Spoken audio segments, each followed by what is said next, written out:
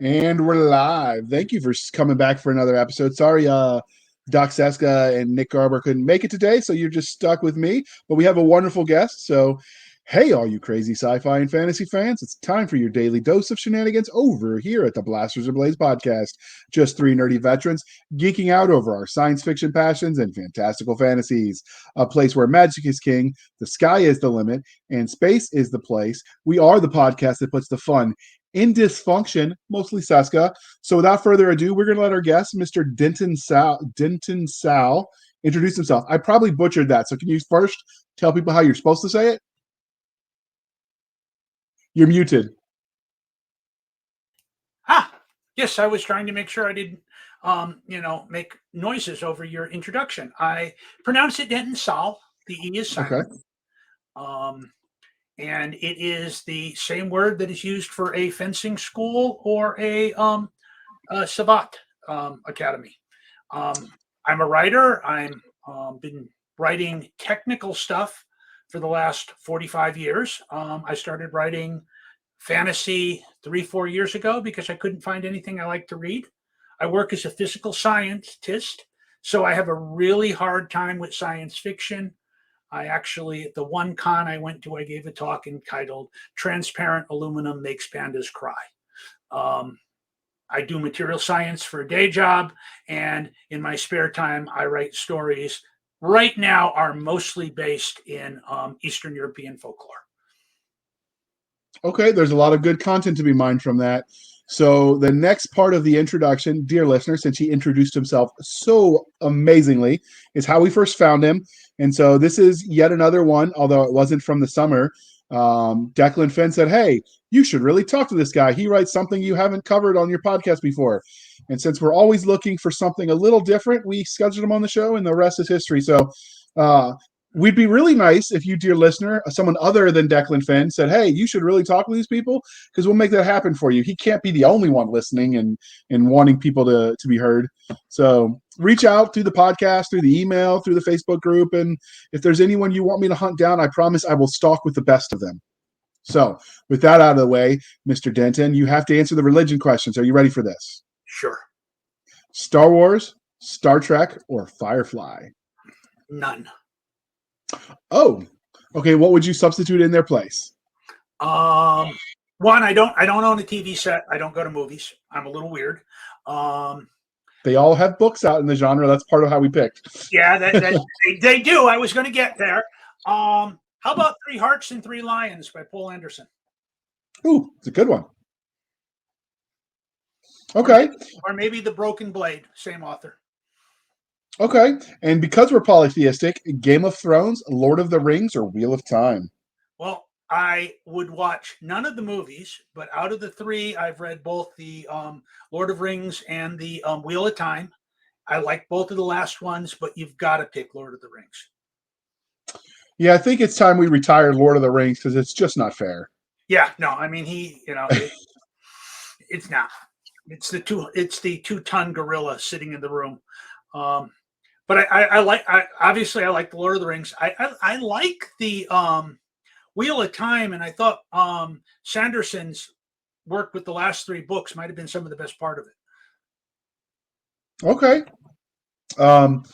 So we here at the Blasters and Blades love both the fantastical and the scientific, but what was your first love, sci-fi or fantasy? Fantasy.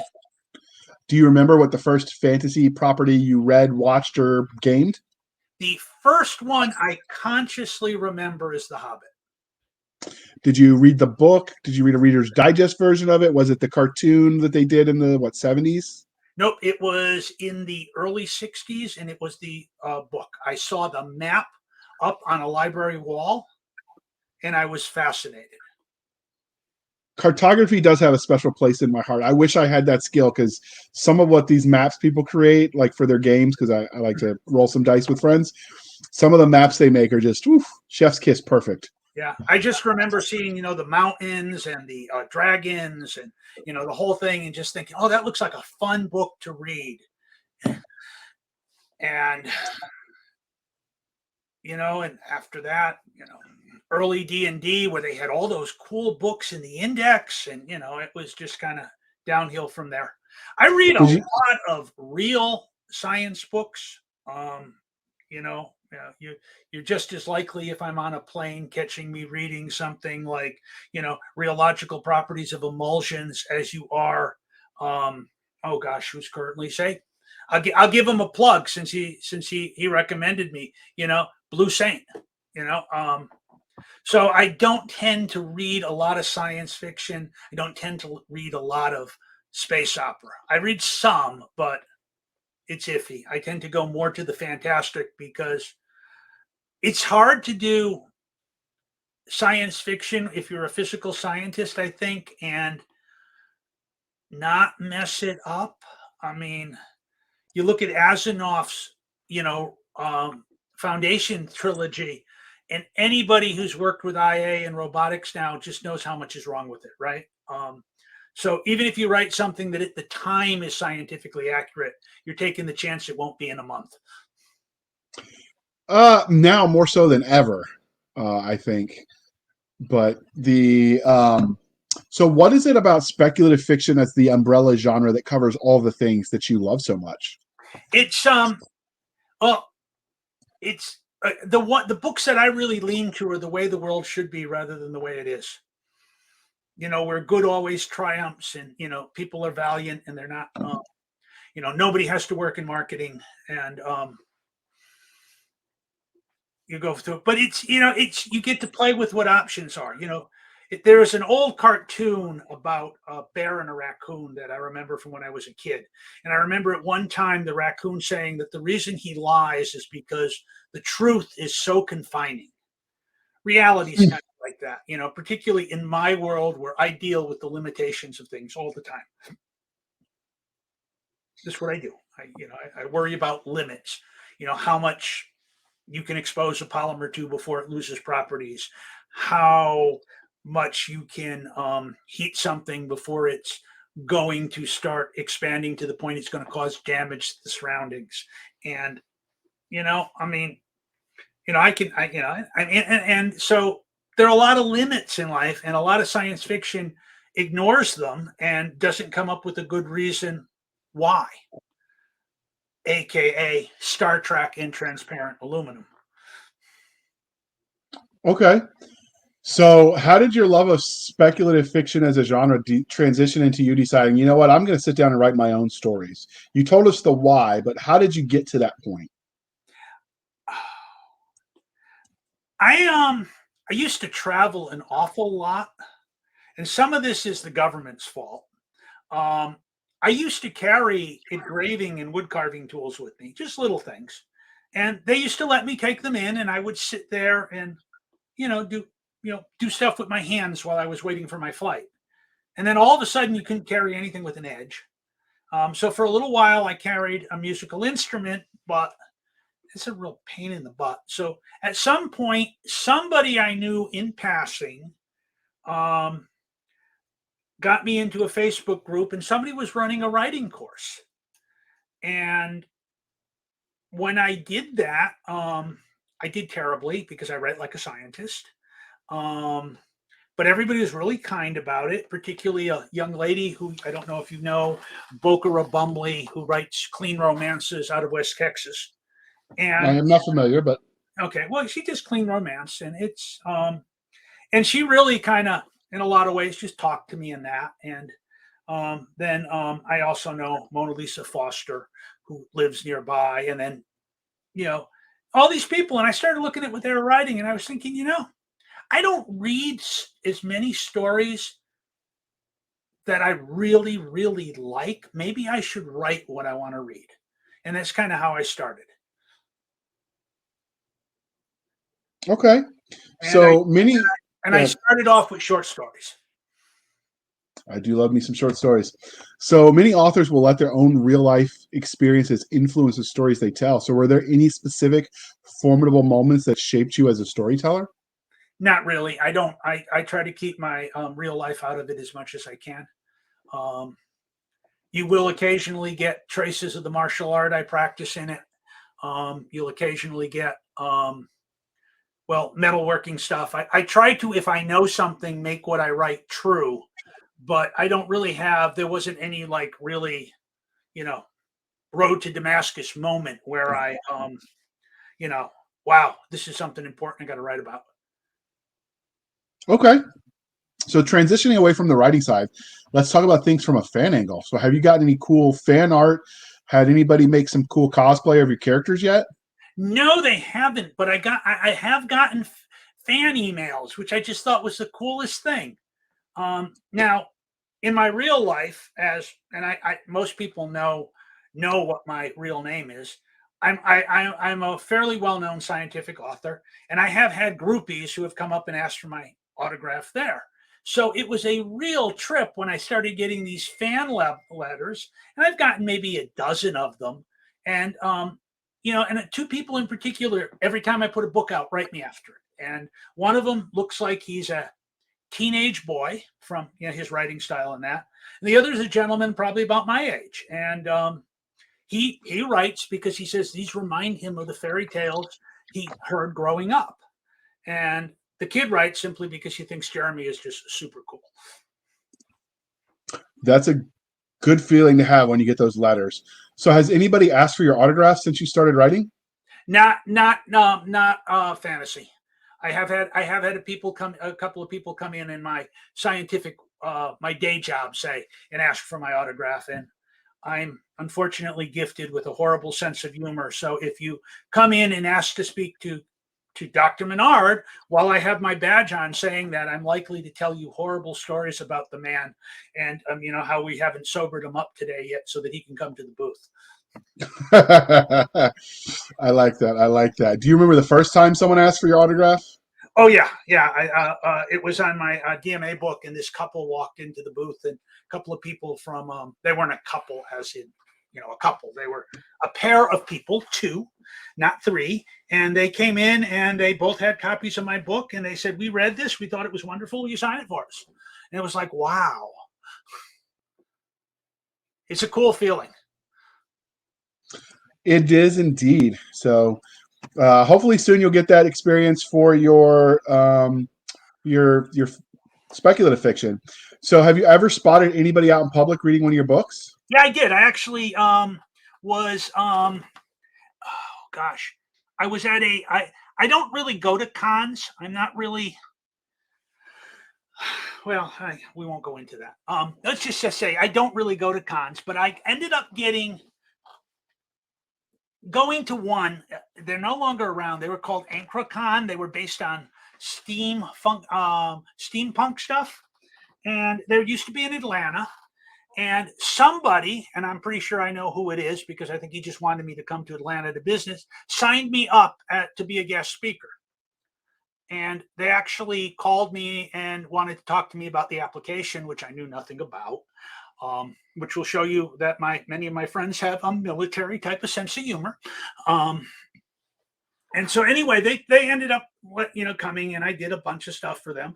And I was walking outside, and there's this young lady dressed up as a Roman upper class woman in costume, sitting there reading the first of the other series that I did that's it's set in North Texas. It was just really funny. It was kind of, oh wow, that's my book. Did you offer to sign it for her, walk up and talk to her, or did you just keep on walking? I just kept on walking. Nice, nice. So finally, what is the weirdest or funniest interaction with fans you've had since you started writing? Well, there was one where they didn't read my name tag, and I did the the lecture thing. That was actually pretty hysterical because they kept looking more and more horrified as I said these terrible things about myself before they caught on. But outside of that, I really just love the letters from some of these people that write in. I mean that I wouldn't say they were funny, but it's just kind of neat to know that one person used a word I can't remember that means when you're longing for the memory of something that never happened, to describe how one of my stories touched them, and it was just like it wasn't funny, but boy, it was sweet. Okay. So this is the part of the interview, Denton, where we talk about everything you've written. So can you give us the Reader's Digest version of your body of work? Okay.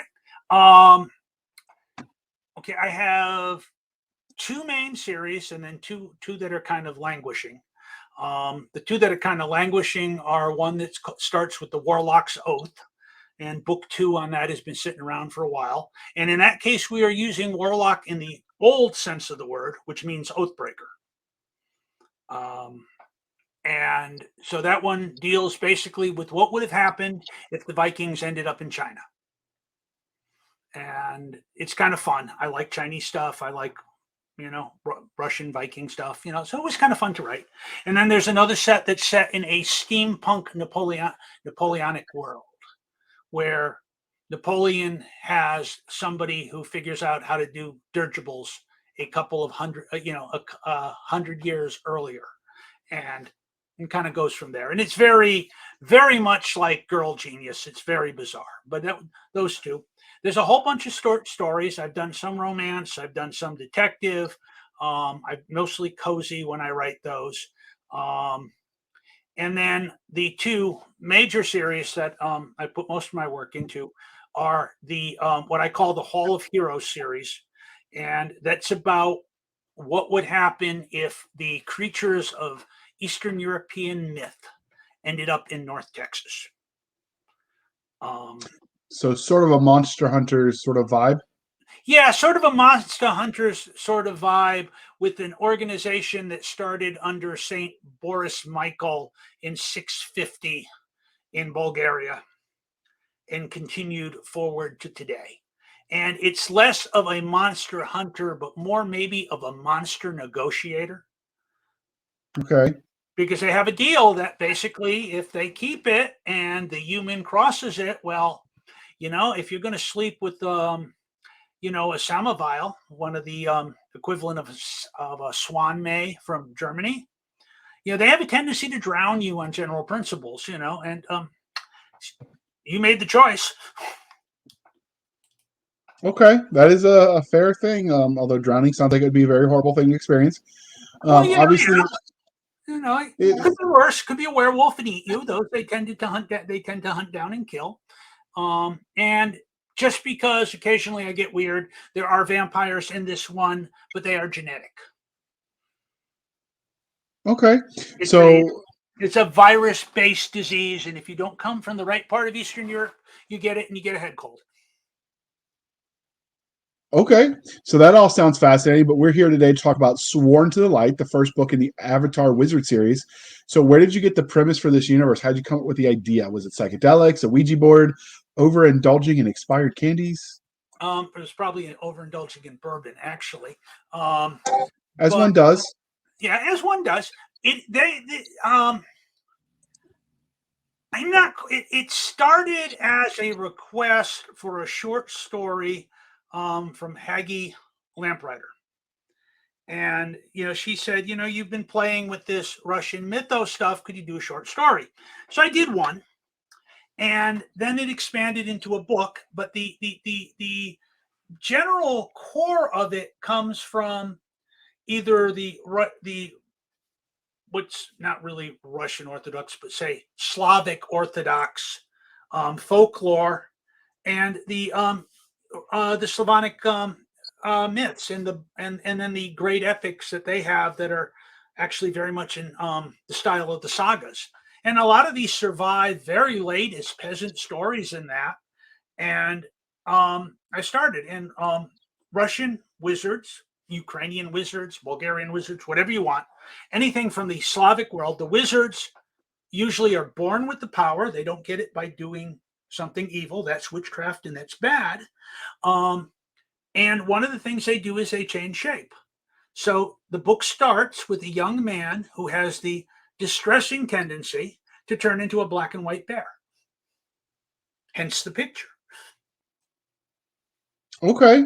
Well, we're going to dive deep into that story, but for a moment, we're going to pause while we shamelessly shill for the man.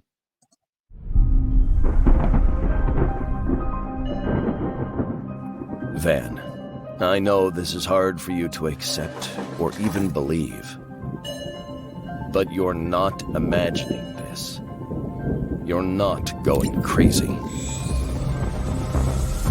Your grandfather believed right down to the core of his being in protecting those who couldn't protect themselves. You expect me to believe that my grandfather was a star-faring soldier? I can prove it to you. And how are you going to do that? By taking you for a flight.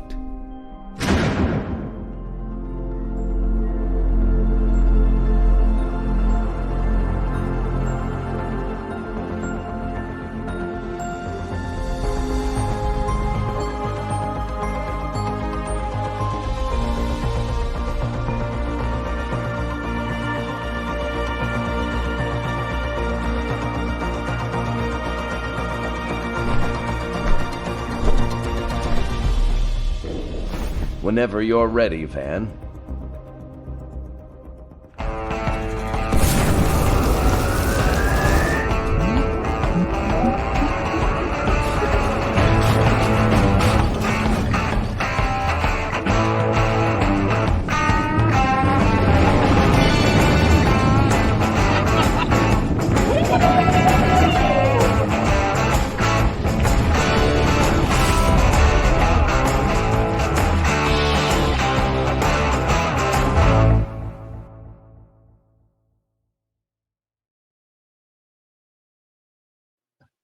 One of these days, I want to be able to afford my own commercial like that. That One was of these awesome. days. Yeah, Cheney got lucky with his people for that. All right, so before we dig in, we're going to take a moment while we look at this glorious cover. So, where did this image come from? Obviously, it's the panda that you mentioned, but what's the story of this art and how it came to be on your covers? The core of the picture comes from a fella who goes by Dietrich06 on Pixabay. And he has a series using this same doorway. And it's usually just the doorway and the staircase. So I added the extended wall. You can see that it's not perfect. And then he just does all sorts of interesting art. And and so this is licensed under the Pixabay license.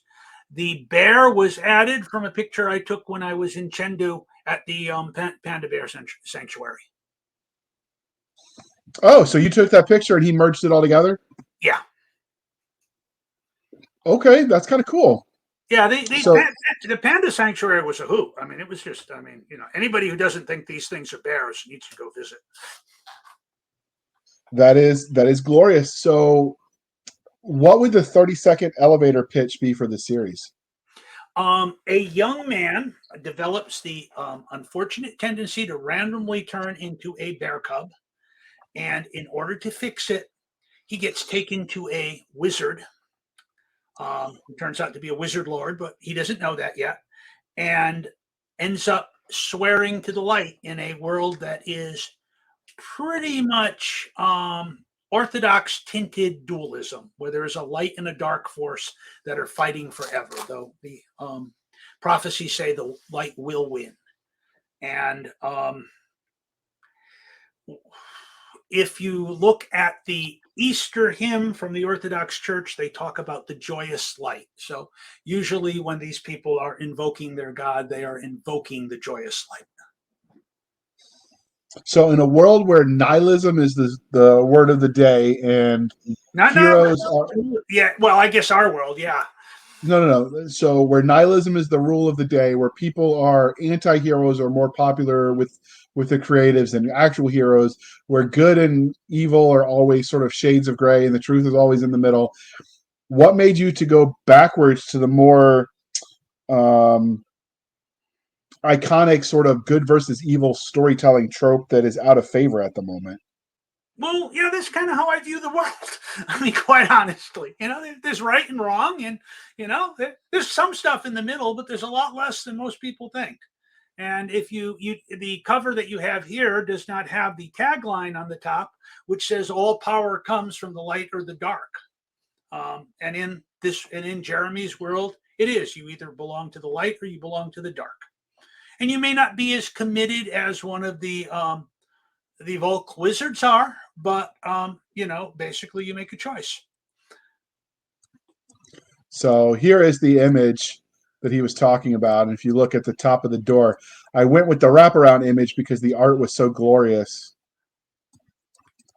Yeah, but that it seemed a waste not to. Yeah, that was fun making that. That was a lot of fun trying to expand the brick and trying to get the ground right. And there are a few things I had to take out. There's a dog in the original that the bear has replaced. It was fun. Okay. And your dog was having fun just a second ago, so that's always nice. He's apparently all excited about something. So what is it you think makes your series special? I actually have a good character. I mean, Jeremy is a hero in the old sense of the word. Not yet. He's growing up. He's still a kid. I guess in the last book he's probably about 16 or 17. But these are people who are totally committed to the light. So if you want to go through a world where the good guys are going to be good and the bad guys are going to be absolutely despicable with very little socially redeeming value, there we go. I think it'd be fun. I've been told it's a lot of fun to read. A lot of people think it reminds them of what stuff was written like back in the 1950s and 1960s, where the good guy was the good guy. And it doesn't mean he's perfect, and he has his flaws, and he has a few hang-ups, but he's a good kid. Now, when you mention that the 1950s, are you talking like it's a pulp style of writing or just the tropes? Just the tropes. I don't think I really do a pulp style of writing. I'm not quite sure, though. I'm not quite sure I really know what a pulp style of writing is. Well, I guess Doc Savage and that kind of stuff. And it's not quite that fast-paced at times. There tends to be a little bit more character development and a little bit more talk. And,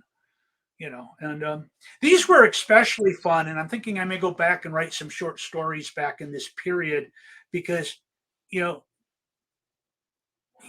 the kid is just totally clueless at this point. He has no idea what's going on. He's got this problem. He's hoping they can fix it like they do a broken bone, a magic potion, a couple of spells, he can go home, and he turns out that he has a gift for magic. And then as you go farther and farther in the stories, you find out that it probably should have been expected because his father walked away from the path when he was a young man. And is that a story that we get in the series, or is it just sort of hinted at backstory? It's in the Tales Yet Unsung. Okay. So which tropes do you feel like you hit the best when you wrote Sword of Light? Or Sworn to the Light, not Sword of Light. I should have said that better. Yeah. Probably the the questing idea that you go away and you come back different. Jeremy doesn't really come back in this book. He does in one of the short stories and later, but he leaves home looking for something, and what he finds is much, much more than what he thought he was going to find. I mean, he wanted to stop turning into a bear randomly. And instead, what he finds out is that, he's part of this great network of heroes that has sheltered the world from the dark for generations. And as somebody who reviewed it said, it's almost like it's written at, in its world's time after the Lord of the Rings would be.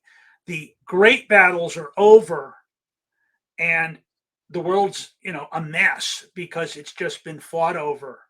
But the dark keeps trying to come up. And these people are both trying to rebuild the world and keep the dark from harming anyone. And so I'm not sure that's answered your question, but this is kind of where it went. Close enough. So what genre or subgenres do you think this fits into the best, if you had to classify it? Well, unfortunately, because Jeremy starts this book off at 11, it fits in. It's usually classed as young adult. After that, I would say it fits into probably heroic fantasy. Okay. And that gets truer and truer through the first 4 books. Where in the 4th book we end up with a major battle between dark and light, and you start realizing why these people that Jeremy studies with in this lodge are so feared. When they debate kind of maybe we should just level the city instead of trying to save it. Very fire and brimstone. Yep. Yep. Yeah, there's a scene in one of the other books where somebody hacks off Jeremy's masker and he debates whether or not he should just sink their little island. Oh, okay, that's harsh. So Yeah. what rating he then? tried to whack his wife. He was a little annoyed about that. That'll do it. So what age range would you say this story is appropriate for? This both Sworn to the Light and then the larger series. Probably, I think you'd probably start with a 12 or 13-year-old, and one of my fans who writes to me is in that age range, and it's there is a little bit of nudity because they're shifters, but it's very minor. And most of the bloodshed is not actually described. If somebody loses an arm, there's no need to describe that it makes a mess all over the floor. Most people figure that out. So it's pretty clean. There is no sex.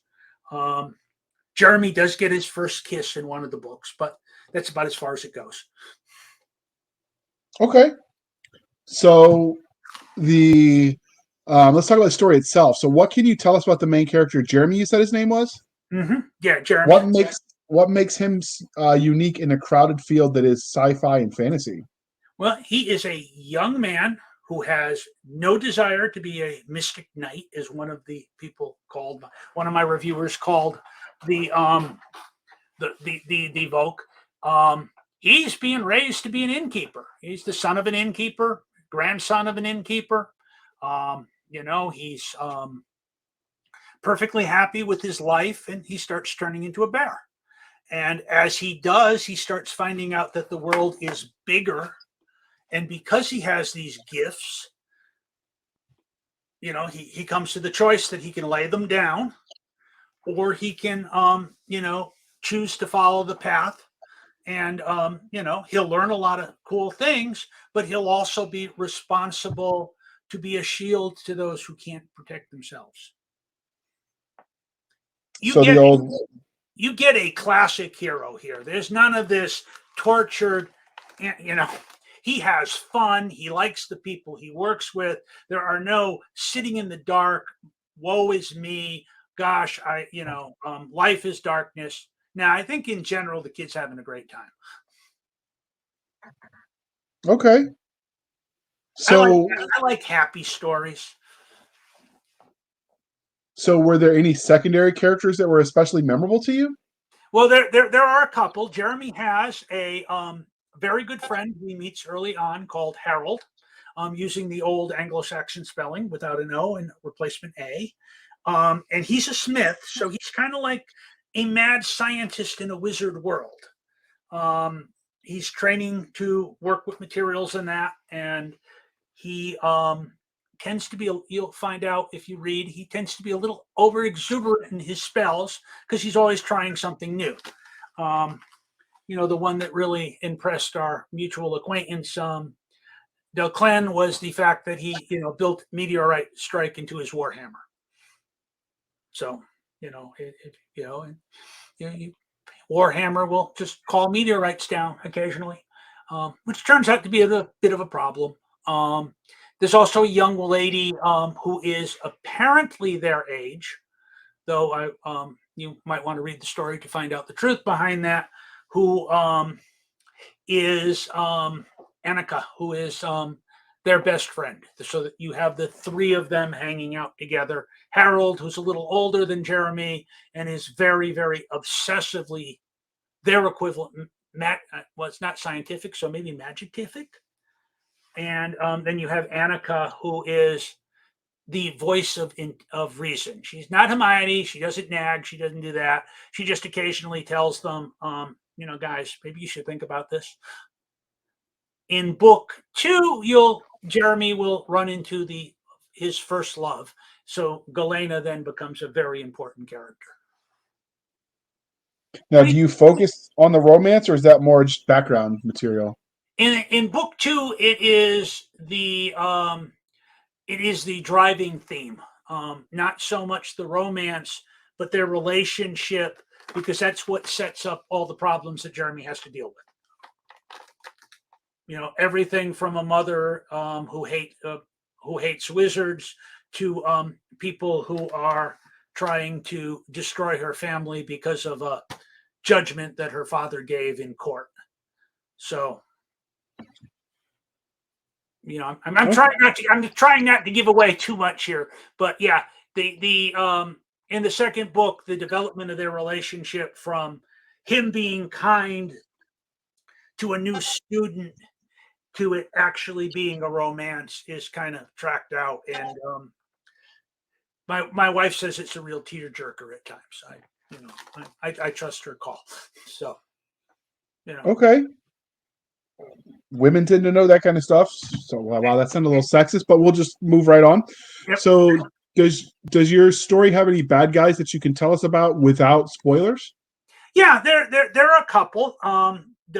In the first book, there is another student who is a bully and a bit of a thug, and ends up being quite a problem that manages to take care of himself. He manages to do something that gets him killed, which then puts his father into rebellion against the liege lord, and it kind of cycles from there. And Jeremy, in most of that, is a sidekick. I mean, he's a 13-year-old, somewhere between 11 and 13-year-old kid in a medieval world. It isn't like you let them make a lot of big decisions, right? I mean, come on. I mean, I remember having my sons be 13. I tried not to let them use power tools without close supervision. So that's really the villain in the first book. There is also, it's not really a villain, but there is an older man who works in the keep, who really does not like the bear. As in, we have a soup pot big enough for that thing. Dislike. I mean, pretty much. And that goes through most of the book, and you later find out that it goes back to the relationship this man had with Jeremy's father at one time. And so you've got that too. And then, you got other kids and that kind of stuff. So, it's, this Oleg is pretty much the big bad guy in the first book. And then his whole family turns out to be corrupted by the dark. Okay, so speaking of characters, we as authors tend to treat them horribly, do lots of bad things for them for the amusement of all. So if your characters met you in a dark alley and they knew that you were Denton Salle, creator of their torment, how do you expect that to play out for you? I suspect I'd be a frog. A big frog? We're dealing with wizards. I mean, I suspect I would be turned into a frog and end up in somebody's pocket until they could find a pond full of snakes to drop me into. Yeah, that sounds miserable. Yeah. So, since we talked about characters, do you have a favorite character archetype?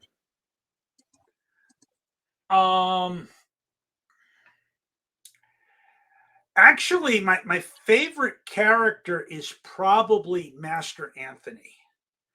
And the archetype there is the reluctant. He did not want to be a hero. He did not want. You'll find out later that Jeremy thinks of him as just this wizard and doesn't realize along the books, Jeremy's not the most astute young man in the world.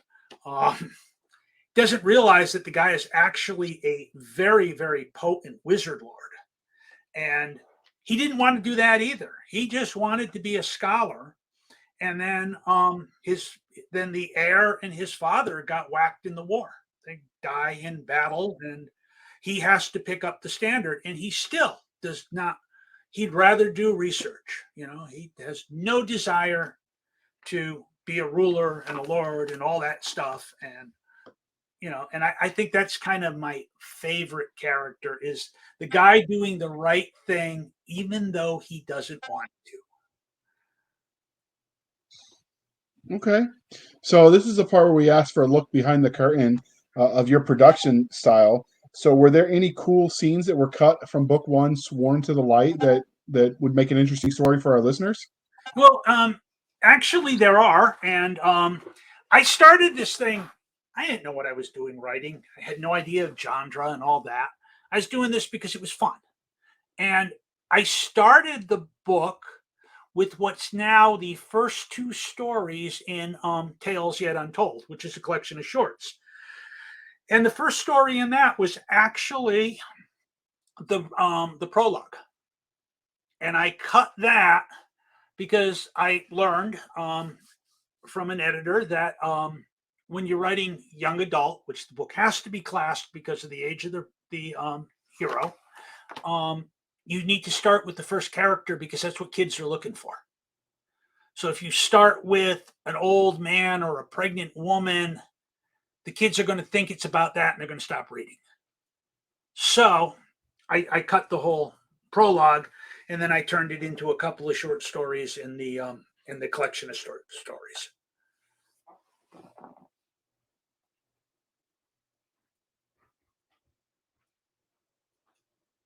It would help if I unmute myself. So we've talked a little bit about the characters. Let's talk more about the universe. So in many series, the good ones anyway, the worlds where the story takes place are as much a character as the protagonist or antagonist. So what can you tell us about the world where this story takes place? It is based on the old, I think they're said Balina, the old Russian epics of Vladimir the Golden and his court, which have no historical basis. So the entire world is Slavic flavored. The far west, where Mistress Ari comes from, is a little maybe Irish-ish. There's a little North place. There are some Westerners, but the majority of the world is either Slavic or Greek, because the presence of Constantinople was you could feel it in the old epics. There's also walled Qin, China, and India the Glorious, because what we forget these days is when these Slavic things were written, what's now Kiev and the Ukraine was the center of the Silk was one of the centers of the Silk Road. So they were very aware of things on the other end of the world. So that's your physical world. You have a country that we've never visited or talked to, India in the south. You have the ruins of what used to be Constantinople that was destroyed in the Great War. And then you have the rest of the world being mostly Slavic. And when you get to Africa, you have basically Sheba. Okay, because that sounds interesting. That was aware, again, that was something that was aware that they were aware of in that days. I purposely left out the Middle East and Egypt and all that kind of stuff because they just didn't seem like they were any fun to write. Okay, so do you tell stories like in all of those places, or do you just limit it to where the main character is at? In most of the books, it's limited to the main character, but you meet characters from all these places. The weapon master in the first book comes from a Steppes tribe, and he has visited China and India. He and his wife, who are both Steppes born. Anthony's blood brother, not by birth, but sworn by the sword, is a surviving prince from lost Sheba. I mean, that's it. That was ruined in the war. He's one of the few survivors, and he's Anthony's best friend. And so you get these people from these other places, and as the stories go on, you get to more and more of these places. In book 2, Jeremy goes up into what would be their equivalent of Scandinavia. In I'm trying to think where book 3 was. Book 3 pretty much happens just at the keep, though he does get to go into the enchanted forest, which is in all good Slavic folk tales. You got to have an enchanted forest. It just wouldn't be right without one. But the main part of the stories happens in the keep. And I've actually been told that I should have probably cut a bunch of the first stuff and put that into short stories too, but I didn't. And then in book 4, they go into what would be the West, where in what would now be Italy. Again, in a world where you've had this major destructive war, so not quite so many of the cities survived. So Rome is gone, or the equivalent of Rome is gone, and most of the South is a barren wasteland. The bad guys come from vaguely when they had their empires. It was basically based in what would be Carthage. So you kind of the spear of destruction centers around that, and we do at in some of the short stories, you get to meet people from Chin in India and that, but those lands haven't been visited by Jeremy yet. Jeremy's to give you a foretaste. Jeremy is headed in the halls of eternal music to the dwarves. People always make dwarves metal workers, so I left my dwarves metal workers, but they're also musicians and glassmakers, and they're very, very good at music, because what else do you do in a dark hole in the ground when you're not making swords or mining? I got nothing. Yeah, you're not going to do a lot of reading when there's, in a cave, right? So you can play music if you're good without being able to see where your fingers are. So they're all musicians. So you get dwarven bards, which is kind of fun. And we don't really go too much into their height or their size, but you could probably think of them more like the Norse things, where they're short, but they're not Tolkien short. Okay. And then the next book that hasn't been titled yet, Jeremy is going to go on a quest to Sheba. Okay. So it's going to suck. It's going to suck so much. I might not even last being a frog. I might be a frog and be stepped on. Yeah. So Sworn to the Light is clearly part of a series. I know because it says so on the cover. So how many books are there currently in the series right now? There are 4 books in the series, and then there's a book of short stories that has things in it that range from pre-Sworn to the Light to post Hall of Heroes. Hall of Eternal Music, I'm sorry. Okay. So you've written those stories. There's clearly a little bit more coming. So obviously the story's not done. What can we expect for your characters in the world? Well, Jeremy is going to find his life uprooted yet again. He is going to at some point have to deal with the fact that his relationship with Galena is getting stronger and stronger, and her mother still would like to eat him. Her mother's a bear shifter. Galena's a bear shifter. We have a very pro Earth Sign series here. If you don't like bears, you're probably not going to like the story. Lots of bears. So they're not impressed that he can turn into a bear too, sort of? Yeah, but he's still a wizard, and she really does not like wizards. Her dad's okay with it, but her mom really does not like wizards. She thinks they're untrustworthy and sneaky, and that they have evil intent towards her baby girl. Actually, from what we've seen of Jeremy so far, Jeremy is naive enough, even in the later books, that if anybody has evil intent in this relationship, it's probably Galena. Because Jeremy's just a really good kid. I'm kind of shocked he actually turned out to be as clean cut and sweet as he really is. It was surprising. You know how characters kind of take off and go on their own places. I actually had to create guess him another character so that there was somebody in Jeremy's circle who was a little bit of a rake because Jeremy's sure not. Okay, that sounds like it's interesting. So let's talk a little bit about the magic in this world. So what kind of magic can we expect from this series? The magic in this world is different. One, the Volk do not consider it magic. They get very upset if you call it magic. They consider it craft. What they do is the way magic in this world works is they change the flows of power that sustain creation. And by doing that, they can do everything from turn an island into a coral reef or cast a fireball.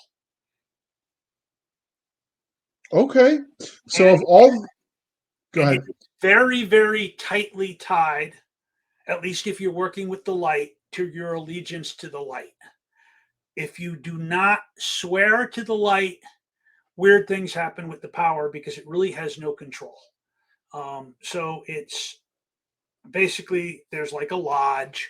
You can think of it as Mystic Masons or Knights of Columbus, and their rituals actually open gates of power and teach you and help you develop control.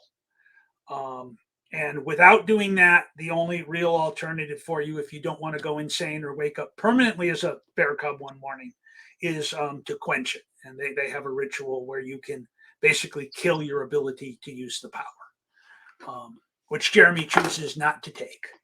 And so you get occasionally these mystic initiations that Jeremy has to go through that open him more and more to see the world the way the light does in terms of these flows of power and to give him more ability to manipulate it. And the next one, which he hasn't had yet, he will basically be able to tap what they call the one stone, the true stone. And this is something that turns up in all the Russian folk tales. People talk about the true stone, the Altair stone, and they don't really describe what it is. So I made it the place where the light stood when it created the world. The first stone ever made. This is what he stood on when he separated land from water. Okay, And that so comes from a Russian Orthodox icon that has Christ standing on this big blue ball and separating earth and water. okay, so of all the magic that you invented for this universe, which would you want for your daily use? Oh, I'd love to have the ability to change the flows of creation. That just sounds like that would be so cool. Takes a lot of work. There are lots of tricks you do to use it, like you tie knots and ropes, which is actually the knotting thing is actually an old Russian folklore thing to, cast spells and, keep your cows happy and that kind of stuff. And witches used to do it. And there's that. The dark, all of their magic comes from death and pain. All of their rituals involve either killing somebody or desecrating the dead because it's basically the denial of life. So the power, and I don't want anything to do with that. It doesn't sound like any fun.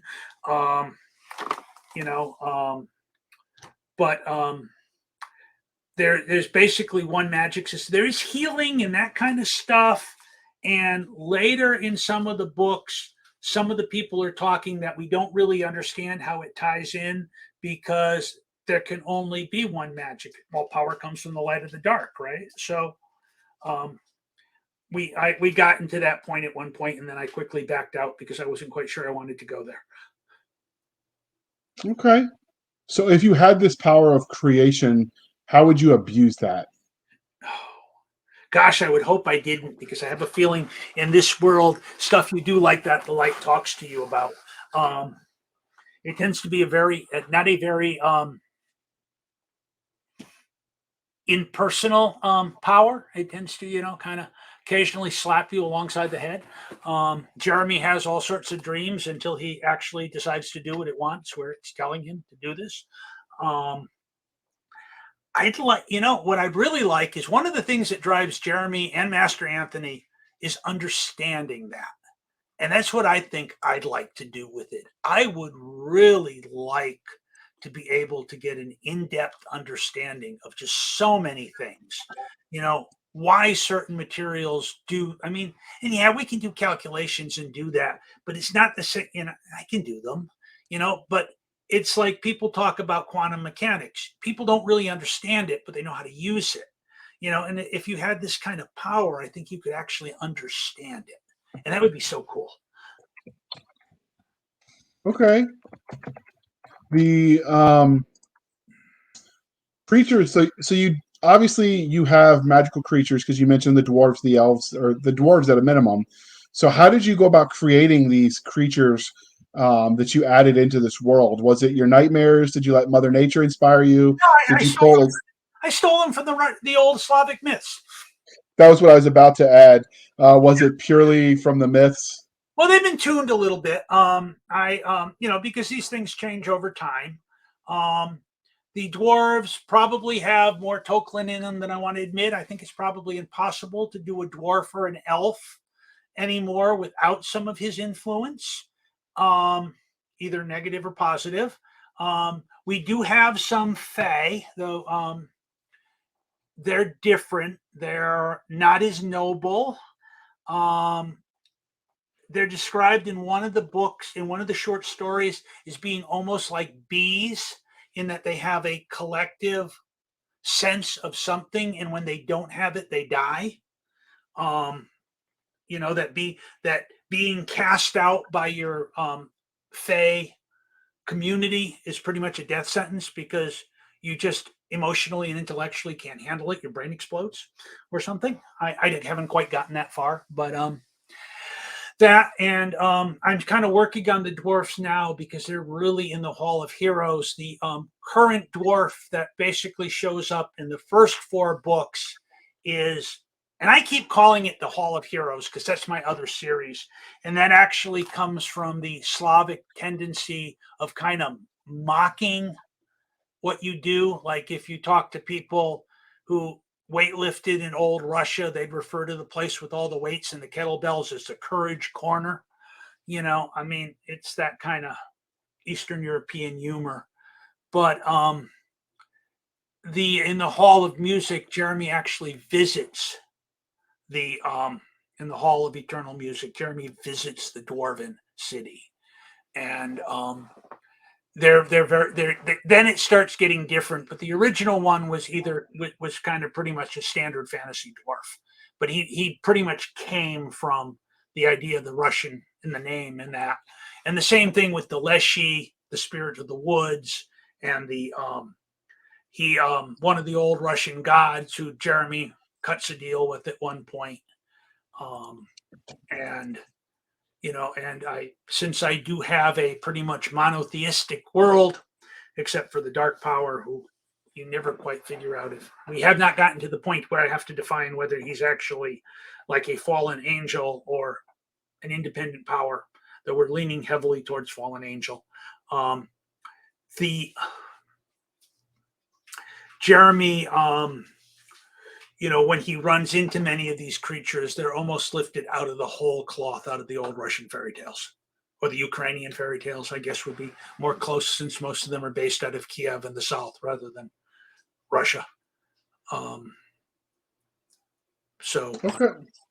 Okay.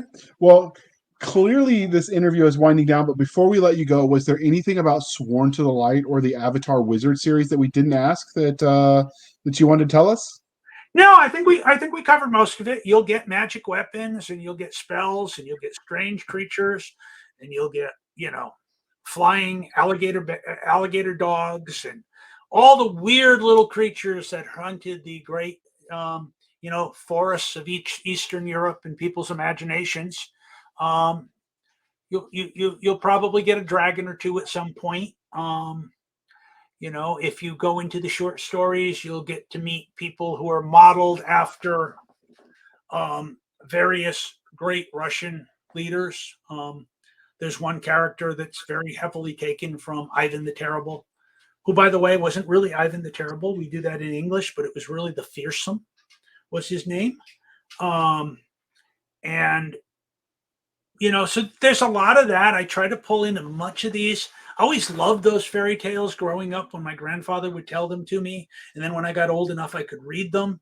And I just thought it was, it's a mythology and a set of folklore that most people don't know. So it's kind of fun to write because, it's not like I'm doing the same thing with here's the bright, noble elf and here's the kind of, you know,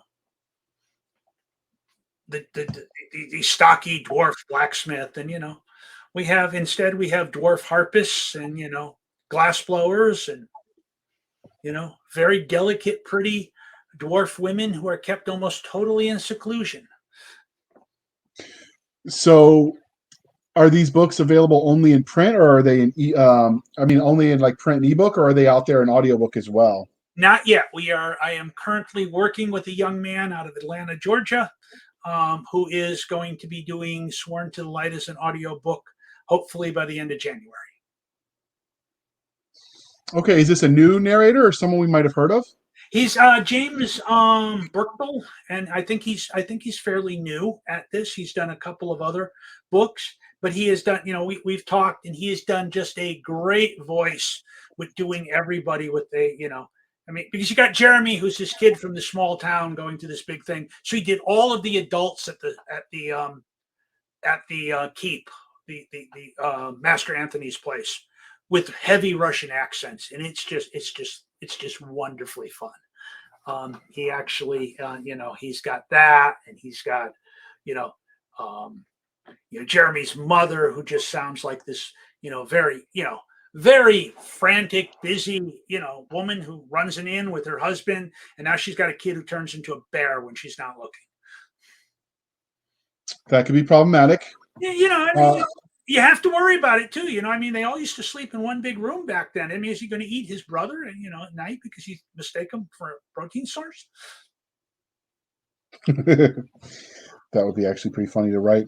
So there's a whole series of stuff that will never be published between me and the gentleman who proofreads these for me, where we have played with ideas like that and just decided we can never let these get out. Understood. So before we let you go, dear listener, I'd like to remind you to please be kind and speak your mind on the reviewing platform. Your reviews help the right readers find the right book. So do your part, people. It is greatly appreciated. And we are still planning on doing an episode where we talk about the value of reviews as a fireside chat. So stay tuned for that. In the meantime, Denton, can you tell listeners how they can find you? You can find me on, obviously, Amazon. Under the name of Denton Salle or under Avatar Wizard. I have a webpage that is dentonsalle.com. I am on both MeWe and Facebook as Denton Salle. There are not a lot of us out there, so as long as you get the name right, you should be able to find me. Otherwise, all of these link from dentonsalle.com on the website to all the other places I am. I don't do Twitter or Instagram, and I don't have a Patreon yet, but I have been encouraged to try to start some of those. But I honestly thought at this point in my writing habit, I would rather try to get the audiobooks out because I think they would be fun. Okay. And you can find us, dear listener, on our Twitter at twitter.com/SF_fantasy_show, Sierra Foxtrot _fantasy_show. You can email us at blastersandbladespodcast@gmail.com. Again, blastersandbladespodcast@gmail.com. You can find us on Facebook, where all the shenanigans happen, at facebook.com/groups/Blasters and Blades Podcast. Again, /groups/Blasters and Blades Podcast. We do have a Facebook page separate from the group, so you should hump that down as Blasters and Blades Podcast, and it will give you the page as an option, and click like, follow, do your part, and we'll be able to name that more than just a gobbledygook. But in the meantime, it's just a string of numbers more complicated than somebody's Bitcoin address. In the meantime, we have a website, which is anchor.fm/blasters-and-blades. Again, anchor.fm/blasters-and-blades, where you can support the show for as little as 99 cents a month. You can help keep the lights on, or you can support the show more directly at buymeacoffee.com/author J.R. Handley. Again, buymeacoffee.com/author J.R. Handley. Be sure to put in the comment section that it is for the podcast, and I promise I will keep my co-hosts, Doc Cisca and Nick Garber, duly intoxicated. They will drink until their liver surrenders. And on that happy note, dear listener, thank you for spending some of your precious time with us. For the absent Nick Garber and Doc Cisca, I am J.R. Handley, and this was the Blasters and Blades podcast. We'll be back next week where we'll indulge our love of nerd culture, cheesy jokes, and all things that go